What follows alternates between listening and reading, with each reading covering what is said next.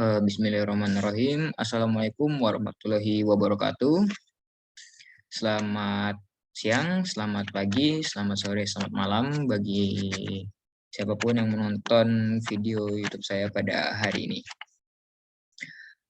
Di kesempatan kali ini, saya akan membawakan materi mengenai bioremediasi tanah, di mana nanti linknya akan saya taruh di kolom yang sudah saya susun, seperti yang telah terlihat di monitor ini.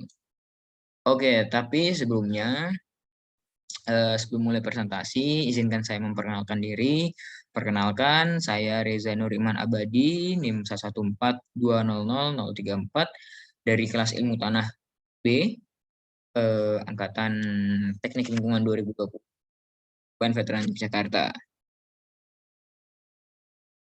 Oke, di mana pada kesempatan kali ini saya akan membawakan bahasan pokoknya.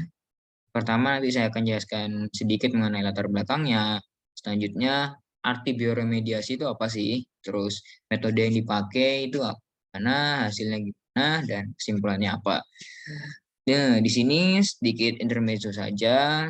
Saya memakai 4 jurnal internasional yang saya cantumkan di setiap slide yang saya citasi.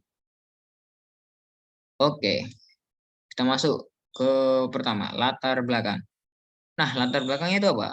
Latar belakangnya itu karena apa? Karena eksploitasi sumber daya alam yang semakin parah, semakin kejam yang dilakukan oleh ya makhluk sendiri, yaitu manusia, serta gaya industrialisasi yang dapat merusak lingkungan.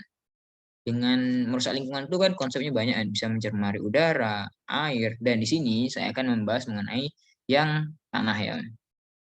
Terkait, nah di sini ada beberapa subtopik. Di sini ada yang terkait tentang minyak.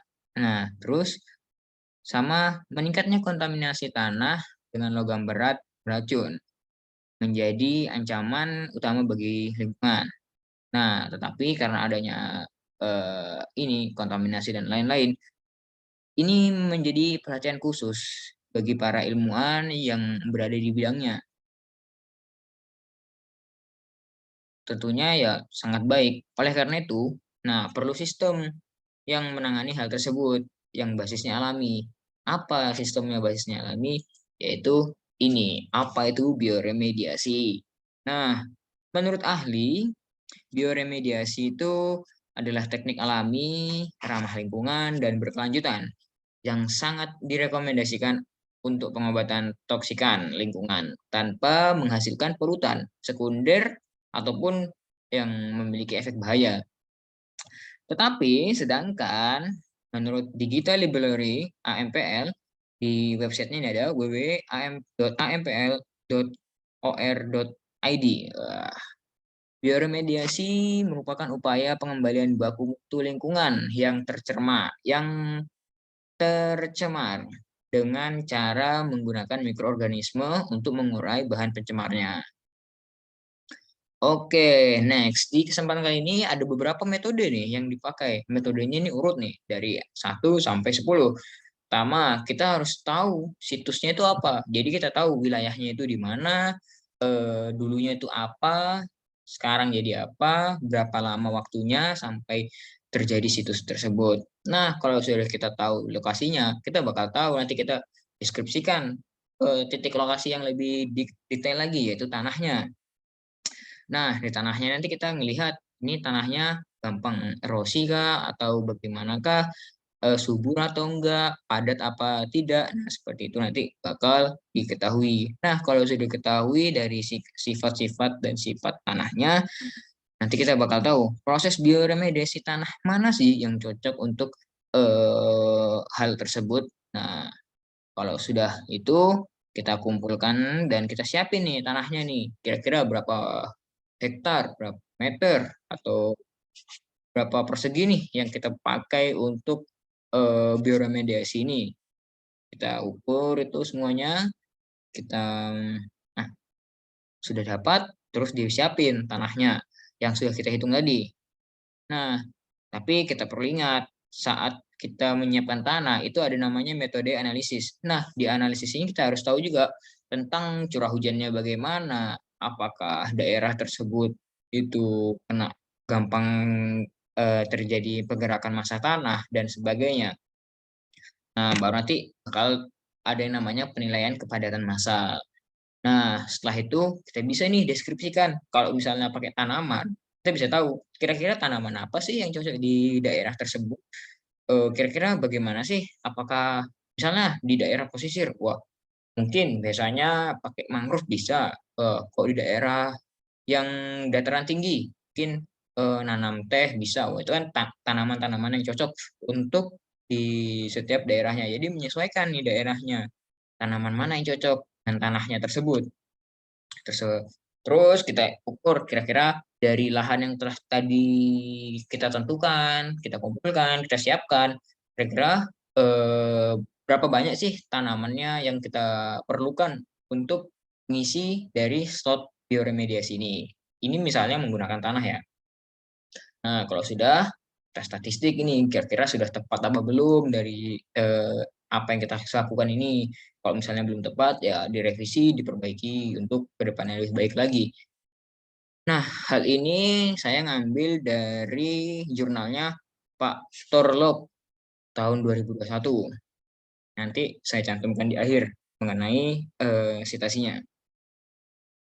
Oke, tanpa panjang dan lebar, kita masuk ke hasil dan pembahasannya. Di sini saya ngambilnya dari Pak Aras Salim Nazishat dan kawan-kawannya. Ini jurnal ya, tahun pertama kita harus tahu pertama itu bioremediasi itu menggunakan bubuk bakteri dapat menurunkan kontaminasi minyak mentah sekitar 50% dalam 30 hari. Ya, berarti cukup cukup bagus ya.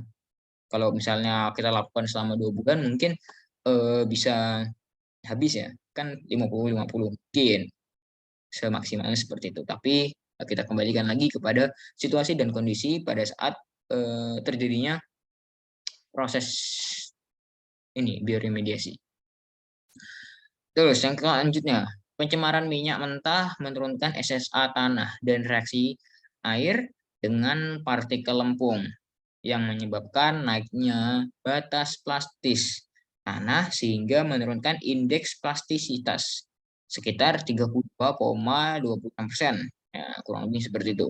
Terus menambahkan minyak mentah ke tanah mengurangi MDD dan OMC karena disipasi energi dan palu pemadatan oleh minyak. Densitas minyak yang lebih rendah dan penurunan penyerapan air.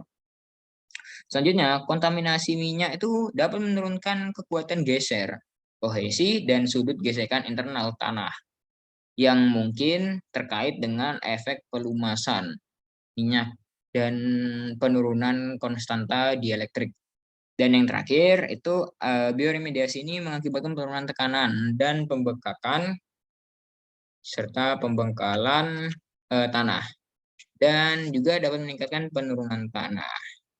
Peningkatan penurunan tanah. Jadi maksudnya peningkatan penurunan tanah itu ini. Tanahnya itu misalnya sudah nggak baik. Nah, ini dia dapat meningkatkan sifat kebaikannya. Jadi sebisa mungkin untuk mengembalikan fungsi tanahnya tersebut. Oke, dari hal-hal tersebut kita dapat simpulkan bahwa bioremediasi memiliki beberapa keunggulan seperti operasi sederhana, biaya rendah, ramah lingkungan, dan sebagainya.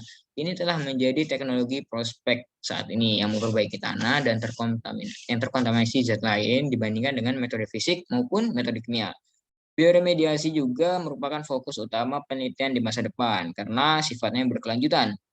Namun, masih dapat beberapa kendala teknologi bioremediasi seperti jenis tanahnya itu ya setiap daerah beda, terus keberadaan bahan organiknya mungkin beberapa agak susah, ada koion serta pH tanah dan beberapa hal yang dapat mempengaruhi efisiensi dari setiap strategi yang digunakan.